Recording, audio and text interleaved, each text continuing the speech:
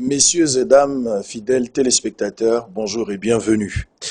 Le 9 décembre de chaque année, le monde entier célèbre la Journée internationale de la lutte contre la corruption. Et pour cette année, le thème choisi est celui de la corruption zéro, les développements 100% unissons-nous contre la corruption.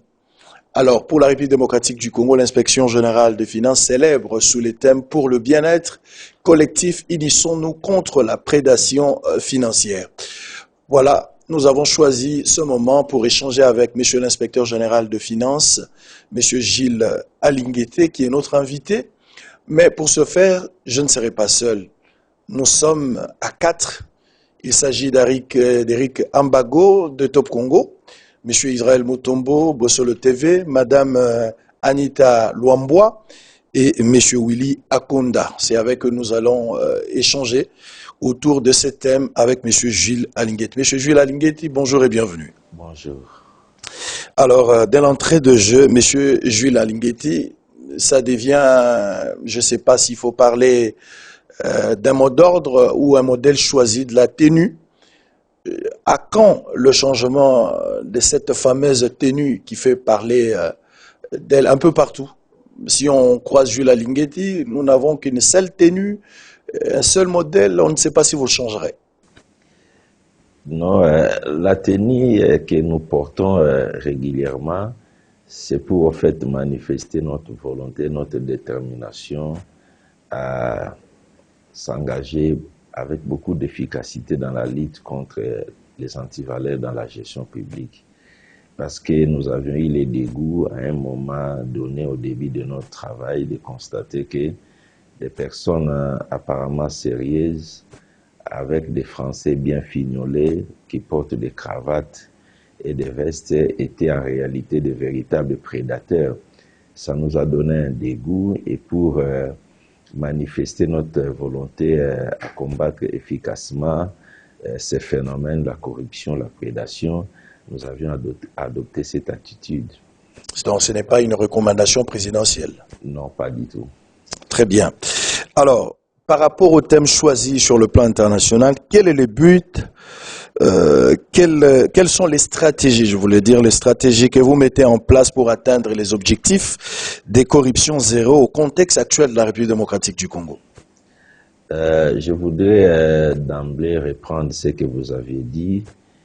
Les Nations Unies ont adopté depuis le 31 octobre 2003 sa convention contre la corruption. Et à partir de cette année, le 9 décembre, la communauté internationale célèbre une journée spécifique dédiée à la lutte contre la corruption, donc le 9 décembre de chaque année. Pour cette année, comme vous l'avez dit, les Nations Unies ont placé la lutte contre la corruption dans un thème central, corruption zéro et développement 100%. C'est pour dire que la corruption est à la base de la misère collective. La corruption est à la base de tous les fléaux que nous sommes en train de vivre aujourd'hui, les sous-développements, la criminalité en bande organisée, la détérioration des droits de l'homme, la détérioration des climats des affaires. La corruption est au centre et pratiquement la cause principale de tous ces fléaux. Voilà pourquoi on pense aujourd'hui que si nous nous investissons dans une société à arriver à l'objectif corruption zéro, il est fort probable que nous puissions atteindre un niveau de développement plus avancé. Pour l'inspection générale des finances, s'inspirant de ce thème principal des Nations Unies, nous avions placé la journée du 9 décembre sous la réflexion pour le bien-être collectif, unissons-nous contre la prédation financière.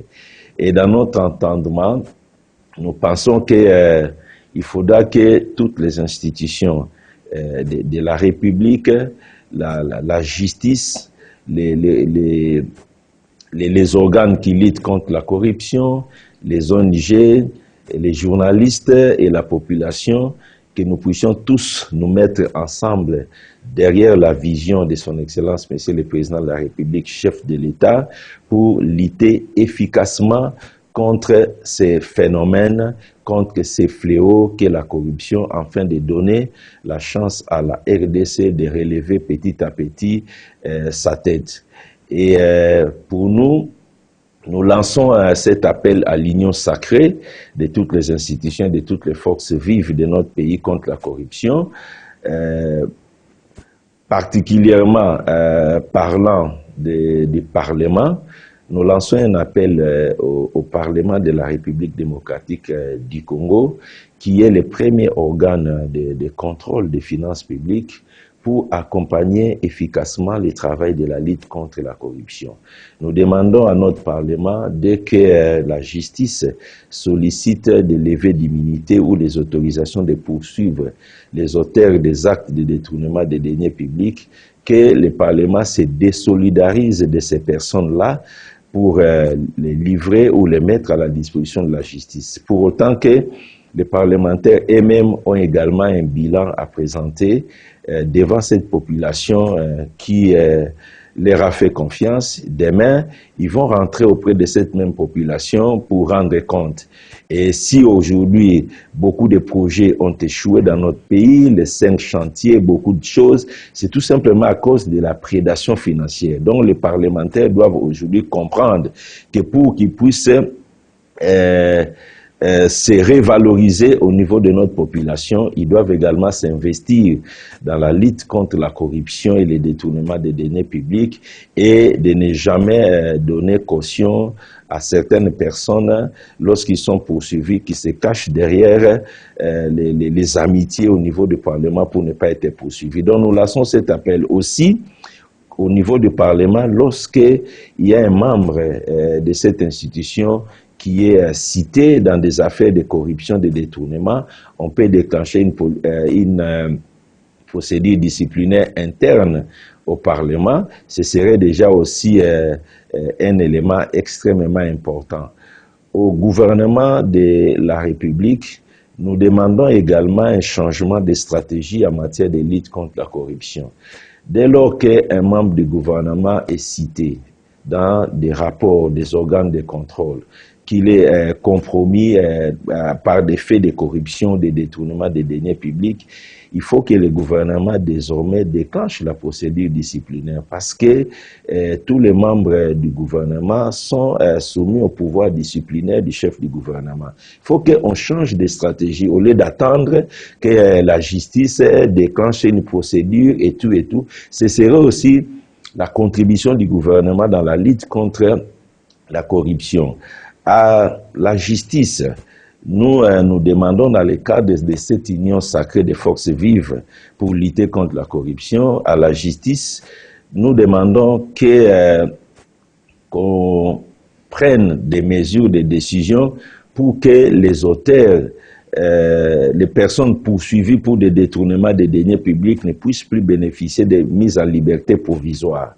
Et que lorsque les faits sont établis, que les jugements puissent être sévères et assortis également de récupération du produit de vol. C'est vraiment important et nous encourageons notre justice à ne pas baisser les bras pour poursuivre les détourneurs, continuer à demander les autorisations de poursuivre les personnes immunisées contre les actes de détournement. À la société civile que nous encourageons, avec qui nous sommes en partenariat, nous demandons également de continuer à travailler avec vivacité pour dénoncer les détourneurs et les corrompus. À la presse congolaise, la presse, vous savez, elle est le 4e pouvoir. À la presse, avec qui nous avions eu à échanger plusieurs fois dans le cadre de la sensibilisation, nous demandons à la presse également de réaliser que les biens publics, les deniers publics qu'on détourne, c'est également l'argent des journalistes. Et un des meilleurs gestes et barrières contre la corruption que la presse peut offrir à la République, c'est d'arrêter, d'appuyer les auteurs des actes de détournement et d'encourager tous les services qui luttent contre les détournements des deniers publics. Fort malheureusement, chaque fois on constate que lorsque on publie des rapports importants qui mettent en cause des personnes qui ont détourné des deniers publics ou qui sont compromis. On trouve toujours dans la presse des personnes qui viennent pour défendre ces malfrats. Il faudra que notre presse également arrive à comprendre que les problèmes que nous avons aujourd'hui dans notre pays de sous-développement, un problème qui nous concerne tous, un problème qui nous embrase tous, c'est un problème lié à ces fléaux. Donc, il ne faudra pas qu'on prenne à la légère les pouvoirs qu'on a comme presse, à se mettre à défendre des véritables bandits financiers incorrigibles qui mettent à mal le développement de notre pays. C'est un appel que nous lançons dans le cadre de l'Union sacrée et à notre population, à l'ensemble de la population congolaise. Nous demandons de poursuivre la politique de la réprobation sociale qui consiste au fait à crier à tous ces volets, à ne plus leur accorder les crédits qu'il faut. Donc, nous en appelons donc à tout le monde à être derrière le chef de l'État dans sa détermination de combattre les antivaleurs dans notre pays. Voilà pourquoi nous avions dit, unissons-nous contre la prédation financière pour le bien-être collectif. Mais, Monsieur Jules Alinguetti, s'il faut parler de la lutte contre la corruption, faisons peut-être une petite étude comparative par rapport à votre responsabilité, la noble et d'ailleurs. Quel était le taux des corruptions en République démocratique du Congo avant votre prise de fonctions et où en sommes-nous avec aujourd'hui? Donc, on ne doit pas mesurer les résultats de la lutte contre la corruption avec l'inspection générale des finances. Nous ne sommes pas le seul service appelé à lutter contre la corruption. Nous avons l'APLC qui existe, qui fait aussi un travail. Nous avons la CNRF qui existe également, qui fait un travail. Il y a la justice, il y a tous ces services et institutions qui luttent. Là, il y a la Cour des comptes aujourd'hui aussi, redynamisée.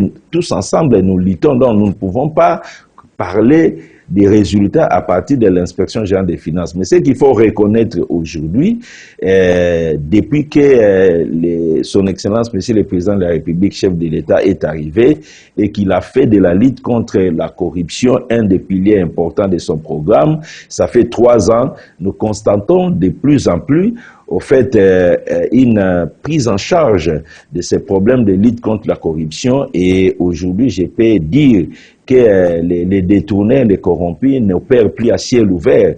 Donc aujourd'hui, ils ont compris qu'il y a une sensibilisation de toutes les forces vives de notre population pour barrer la route à ces fléaux. Donc nous faisons des avancées qui sont indiscutables. Monsieur Jules Alinguetti, vous avez parlé des différents de cette union sacrée contre la corruption. Ma question, vous avez évoqué le Parlement. Est-ce que le Parlement encourage la corruption aujourd'hui? Non, je ne dis pas que le Parlement encourage la corruption. Je lance un appel au Parlement. Parce que, vous devez le savoir, la majorité des gens qui se retrouvent dans la gestion publique sont couvertes des immunités. Et dans ces cas-là, lorsqu'il y a des faits, des soupçons de détournement des deniers publics, nous arrivons au niveau de la justice, on finit par rentrer au Parlement pour obtenir soit les autorisations de poursuite, soit des demandes de levée d'immunité. Donc, c'est là que nous lançons un appel.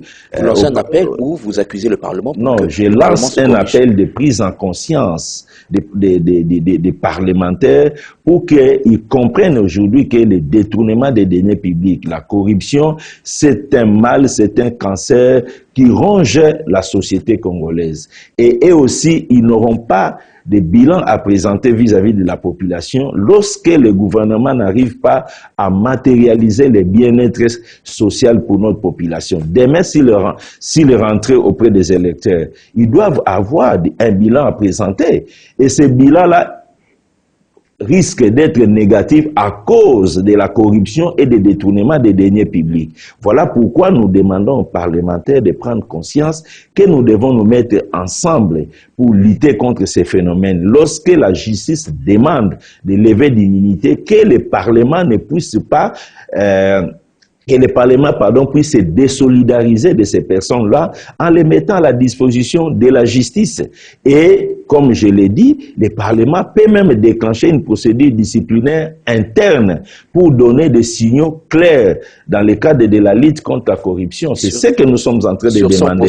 Et il ne faut pas oublier que le Parlement, c'est le premier organe de contrôle des finances publiques. Il y a après le Parlement, il y a la Cour des comptes, il y a l'inspection générale des finances. Donc, si nous, en tant que service de contrôle, la Cour des comptes, CNRF, IGF, nous faisons un rapport dans le cadre de contrôle des finances publiques, le Parlement, qui est notre organe supérieur de contrôle, devra s'en inspirer. Et donc, pour tirer les conséquences. Dans le rapport publié par l'IGF, combien ont été autorisés par le Parlement en termes de levée d'immunité? Est-ce qu'il y a eu un rapport qui a permis la levée d'immunité? Non, ça c'est au niveau de la justice. C'est pas nous qui demandons les autorisations de poursuite ou les demandes de levée d'immunité. C'est la justice qui peut avoir cette comptabilité-là. Combien de demandes a été faites, combien de résultats obtenus. Mais il y a 2 ans, nous avions suivi les premiers présidents de la Cour de cassation. Lors d'une rentrée judiciaire, il a fait état de près de 90% des demandes de levée d'immunité qui n'ont pas obtenu de suite de la part du Parlement.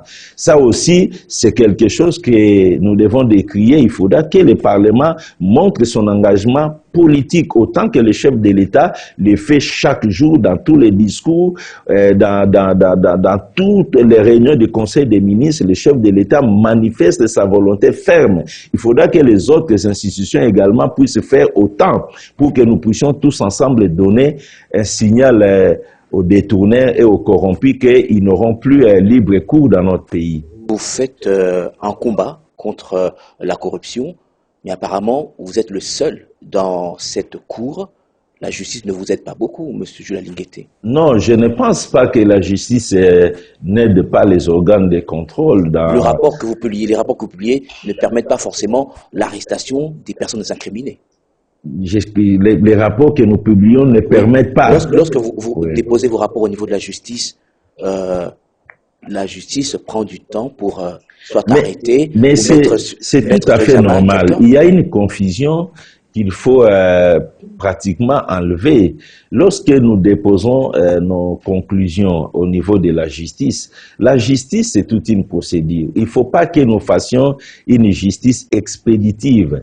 La justice a toute une procédure. Généralement, il y a une confusion quand au niveau du parquet, quelqu'un qui a détourné est interpellé, on le met en état d'arrestation provisoire et que demain on les libère, les gens ont l'impression que le dossier est terminé. Non, le dossier ne se termine pas. Quelqu'un peut solliciter une mise en liberté provisoire. Le parquet, pour des raisons évidentes, peut accordé, mais les dossiers judiciaires existent et continuent. Un procès peut s'ouvrir même après 5 ans. Regardez même dans des pays organisés, les procès des terroristes et des en-vingtaines viennent de s'ouvrir 6 ans après, alors que les faits étaient évidents. Donc la justice a toute une procédure qu'il faut respecter. Mais de l'autre côté aussi, il faut reconnaître que déjà des condamnations qui ont été prononcées par notre justice, il y a des condamnations qui ont été prononcées, les gens ne regardent pas à ça. Et je vous ai soulevé également les problèmes des immunités. Parfois, les gens se demandent pourquoi telle personne n'est pas encore. Mais il y a toute une procédure que la justice doit suivre. Quand il s'agit des membres du gouvernement, il faut demander l'autorisation au Parlement pour les poursuivre. Quand il s'agit de quelqu'un qui est l'émanation qui est un parlementaire qui exerce une fonction au niveau de la gestion publique, il faut demander sa levée d'immunité. Donc, tout ça, la justice est soumise à cette longue procédure qui prend généralement du temps. Mais vous êtes OPJ à compétence restreinte, vous, IGF. Ça veut dire que lorsque la justice reçoit vos rapports, ça veut dire que ce sont des rapports bien ficelés. la procédure devrait s'accélérer. Il y a sûrement des pesanteurs politiques qui empêchent à la justice d'accélérer. Non, moi, je ne suis pas de la justice. Je ne peux pas affirmer que la justice a des pesanteurs politiques. Nos rapports sont très professionnels, très bien ficelés, en dépit du fait que ces prédateurs, ces bandits financiers s'amusent à plusieurs occasions à distraire l'opinion en disant non, voilà, ceci. C'est parfois regrettable de constater que les gens qui investissent leur temps, 6 mois, 8 mois, dans des investigations partout et qui disposent des éléments de preuves probants, et des gens qui n'ont aucun élément, qui passent dans des médias pour tenter de jeter un discrédit à un travail aussi professionnel que l'inspection générale des finances et les autres services de contrôle font. Dans tous les cas, sur ce terrain-là, il faut retenir, un voleur n'a jamais accepté, même s'il est pris la main dans le sac, il n'a jamais accepté. Les gens doivent savoir ça. Donc c'est au fait, quand le professeur Luzolo Bambi a prononcé les Koulouna en cravate, exactement c'est l'image que vous devez avoir. Les Koulouna n'acceptent pas tous ceux qui sont en train de faire. De même, les Koulouna en cravate, tous ces détourneurs, c'est la même chose. Même quand vous l'attrapez les mains dans le sac, il n'accepte pas, il va être dans la diversion. Mais c'est que vous devez retenir que nous faisons des rapports professionnels et nous sommes sérieux dans ce que nous faisons. Nous en appelons à toutes les forces vives, à la population, aux institutions, d'accompagner les services de contrôle, de nous mettre ensemble pour barrer la route à ces enfants égarés de la République qui mettent en mal le développement pour tous. Vous n'êtes pas aidé par la justice. Je donne un exemple. Le dossier EPST, l'ancien ministre de l'EPST, vous l'avez dit dans les médias qu'il y avait des tentatives de détournement, etc. Vous avez même transmis le dossier au niveau de la justice. L'ancien ministre de l'EPST avait été interpellé sur une autre question. Le dossier EPST, c'est aujourd'hui dans les tiroirs.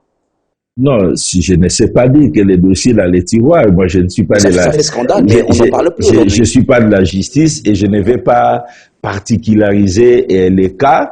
Je le dis d'une manière globale. Moi, je ne suis pas de la justice, je ne suis pas du parquet ou des cours et tribunaux pour vous dire exactement à quel niveau se trouvent ces dossiers. Mais nous savons que la justice prend nos dossiers et la justice continue de faire son travail. Mais au-delà de la justice, pourquoi nous en appelons aujourd'hui au Parlement? Pourquoi nous en appelons au gouvernement pour qu'on déclenche la procédure disciplinaire au niveau du gouvernement? Pourquoi nous en appelons aux ONG? Pourquoi nous en appelons à notre population pour déclencher la réprobation sociale?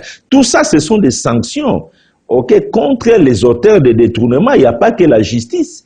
Il y a la société, la société. Nous devons avoir une attitude vis-à-vis de ces personnes pour ne pas les encourager. Nous devons les considérer comme des parias, nous devons les considérer comme des malfrats, comme des enfants égarés. C'est aussi une attitude que nous devons avoir vis-à-vis de ces personnes pour les décourager dans leur entreprise suicidaire contre le pays. Vous êtes aussi rigoureux vis-à-vis des membres de la présidence de la République, parce qu'aujourd'hui, lorsqu'on suit vos rapports, c'est souvent des rapports corruption qui accablent les mandataires publics, certains ministres, mais rarement des membres de la présidence de la République ou de la famille politique du chef de l'État, quelque chose comme ça, on ne voit pas. Quels sont les membres du cabinet du chef de l'État qui gèrent? Les conseillers du chef de l'État ne gèrent pas. Quand vous regardez leur job description, ils ne gèrent pas. Les conseillers, c'est quelqu'un qui est dans un cabinet. Lorsqu'il y a un dossier spécifique en rapport avec son domaine, on lui donne pour traiter. Comment nous allons aller contrôler un conseiller spécial, un conseiller principal? Il ne gère pas. Mais lorsque le ministre il est là pour donner des conseils dans le domaine qui est les siens, de donner des conseils, de donner ses points de vue. Il ne gère pas. Comment nous allons poursuivre les conseillers parce qu'ils n'ont pas un budget? Ils ne gèrent pas. À la présidence, le budget de la présidence est géré par les directeurs du cabinet. Il y a eu des conseillers qui ont fait des voyages avec des institutions, je parle du FPI, qui ont voyagé avec les membres du FPI, qui étaient payés par le FPI. Ça, ce sont des membres du conseil de la présidence de la République. Vous avez fait fine bouche par rapport à cette question. Non, mais est-ce que lorsque un conseiller du chef de l'État accompagne les membres du conseil d'administration du FPI pour une mission et qui se font payer, qu'est-ce qu'il y a là-bas? Ce sont des actes de détournement? Il s'agit là des actes de détournement. Donc, il ne faut pas qu'on soit sous cette optique-là. Les conseillers du chef de l'État ne gèrent pas. Ne gèrent pas. Et puis, nous, au début, quand l'inspection générale des finances a été redynamisée par son Excellence, Monsieur le Président de la République en 2020, on nous a taxé toute l'année 2020 de faire une traque politique. Mais aujourd'hui, je pense que de plus en plus, les gens ont compris que l'inspection générale des finances n'a pas de couleur politique. Les gens aujourd'hui qui ont des démêlés avec l'inspection générale des finances ne sont plus les gens de l'ancien régime. 3 ans après, vous pouvez faire les bilans. Combien nous avions aujourd'hui mis en mal avec les rapports de l'inspection générale des finances, vous trouverez que nous sommes exactement au milieu du village et nous faisons notre travail pour tout le monde. On n'a pas de couleur politique. Voilà, Jolan Alingueti, il y a quelques mois, vous aviez été primé par le magazine Force pour votre engagement dans la lutte contre la corruption. Est-ce qu'aujourd'hui, vous avez ce sentiment d'avoir bien accompli votre mission, sachant que l'environnement congolais est quand même caractérisé par plusieurs antivaleurs? C'est tout l'environnement international. Aucun pays n'échappe à ces fléaux qu'est la corruption, mais à des degrés divers. Okay? L'Afrique particulièrement est le continent le plus touché par la corruption. Aux États-Unis, ce n'est pas Jules Alingueti qui a été primé. La récompense a été donnée au travail fait par l'inspection générale des finances. On a reconnu l'implication de l'inspection générale des finances dans la vision du chef de l'État pour lutter contre la corruption. Au fait, c'est cette récompense-là qui a été donnée à notre service. Aujourd'hui, nous estimons que la lutte contre la corruption est un processus. Donc, nous ne pouvons pas dire que non, voilà, nous sommes satisfaits. Non, nous devons continuer parce que tant que les détourneurs, les corrompus, les bandits financiers, les incorrigibles existeront, la lutte doit continuer. C'est une lutte permanente, nous devons continuer à faire le travail. Il n'y a pas lieu de parler de satisfaction. Tout simplement, il faut comprendre aujourd'hui que ces gens ont changé de méthode. Ils sont maintenant plus dans des méthodes apparentes. Hein, ils se cachent, ils font des opérations souterraines que nous devons aller dénicher au travers des contrats, au travers d'habits de position, d'habits de pouvoir, ainsi de suite. Mais au moins, ils savent que aujourd'hui, ils ne peuvent plus opérer à ciel ouvert. Aujourd'hui, on ne peut pas trouver des gens qui détournent, qui sont applaudis. Ça, ce sont des avancées que le pays est en train de réaliser. Oui, malgré vos efforts consentis dans la lutte contre la corruption, plusieurs scandales et détournements financiers continuent son bonhomme de chemin dans les entreprises publiques et certaines institutions de la République. Au sein de la magistrature, par exemple, la corruption bat son plein. Est-ce que l'IGF a les prérogatives de mettre en accusation les magistrats véreux? La justice elle-même a également les prérogatives de combattre la corruption. Si vous dites qu'il y a la corruption au sein de la magistrature, elle se vit. Il revient aux autorités de la magistrature. Okay, de combattre ces phénomènes au sein de la magistrature. Vous pensez que dans nos corps de contrôle, il n'y a pas eu de tentative de ces fléaux? Il y en a eu, mais chaque responsable s'investit pour que ces phénomènes ne puissent pas élire domicile. Donc, ne parlons pas de l'inspection générale des finances, compétence de mettre en cause un magistrat. Mais que fait la PLC? La PLC a la compétence de lutter contre la corruption aussi bien dans le domaine privé et public. S'il y a des éléments de corruption des fonctionnaires, les autres organes de travail, notre spécialité, c'est la lutte contre la prédation financière, entendue ici comme étant le détournement des biens et deniers publics. Ça, c'est notre domaine de prédilection. Mais nous avons les autres structures également qui doivent faire la justice doit aussi faire un travail à son sein. Si les gens disent qu'il y a des problèmes au niveau de la justice, il revient aux autorités judiciaires de faire ce travail. Si on dit qu'il y a des problèmes au sein du gouvernement, il revient aux autorités gouvernementales de faire ce travail-là au sein du gouvernement. Voilà pourquoi nous en appelons à une prise de conscience collective, à cette union sacrée contre les antivaleurs dans la gestion publique. Chacun de nous doit intérioriser que c'est un combat du développement pour le pays. Si nous ne prenons pas ces fléaux comme un danger, nous risquons d'hypothéquer toujours le développement de notre pays. Mais est-ce que vous n'avez pas l'impression que l'IGF, l'Inspection Générale des Finances, prend finalement cette charge parce que la justice, il y a des dossiers qui sont, vos projets qui sont publiés et on se rend compte que la justice ne fait pratiquement rien. Nous venons de publier un rapport sur les bradages des actifs miniers appartenant à la République démocratique du Congo au sein de la société Datcom Mining, les actifs de l'État congolais représentés par Cominière. Mais les personnes citées dans ces rapports, qui n'étaient pas couvertes d'immunité, sont déjà aux arrêts depuis plus de 10 jours. Et qui seront peut-être libérés dans quelques jours et se cacheront derrière une liberté provisoire. Ça, ce n'est pas mon problème. Tout ce que je peux vous dire aujourd'hui, au moment où nous parlons, la justice, le parquet général, après la cour d'appel Gombe, s'est saisi des dossiers et les personnes concernées, citées, qui sont à la portée juridique de ces parquets, ont été mis aux arrêts. Donc, comment je peux, devant de telles évidences, dire que la justice ne nous accompagne pas? Pas plus tard, il y a 2 mois, il y a eu des détournements des deniers publics au niveau de la société, de l'entreprise publique Congo Airways. Mais les responsables ont été arrêtés par la même justice congolaise que vous voulez décrire. Ils sont encore en prison après 2 mois. Il n'y a pas que ça.